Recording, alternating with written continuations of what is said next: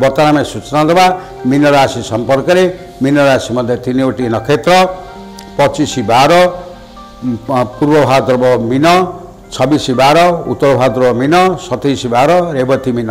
यही 3 नक्षत्र मीन राशि जात व्यक्ति मानकर ए मासरे भाई भौणी गोठर आप सहयोग पाइबे।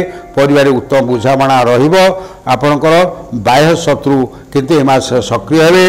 भागीदारी व्यवसाय आपणकर लाभ अल्प हो। कर्मक्षेत्र आप चापग्रस्त रवादी शुभ कर्म आपण मासे जोग दे पारती। पति पत्नी मध्य उत्तम बुझामणा रहिले मासर शेषार्धे निश्चित भाव पारिवारिक अशांति व कलह सृष्टि होवार संभावना रही। आप दूर बांधुओं मासे सहायता पाइबे। परिवार सुख प्रीति वृद्धि हो। रोग शोक बंधु विच्छेद आपणकर मासरे निश्चित भाव मन को भराक्रांत कर। यात्रा सतर्कता अवलंबन करूँ। नथिबा द्रव्य हानि सहित शारीरिक कष्ट भोगार संभावना रही।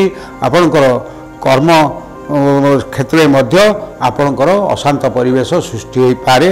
से यथेष्ट सतर्क देवे।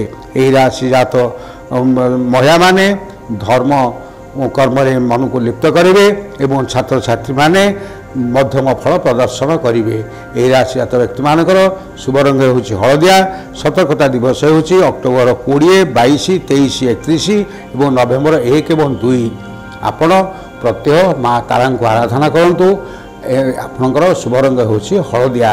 आपणकर प्रत्यह ओं ब्रूं बृहस्पतये नमः पुनश्च कहीदे ओं ब्रूं बृहस्पतये नमः यही मंत्र 28 थर जप करूँ।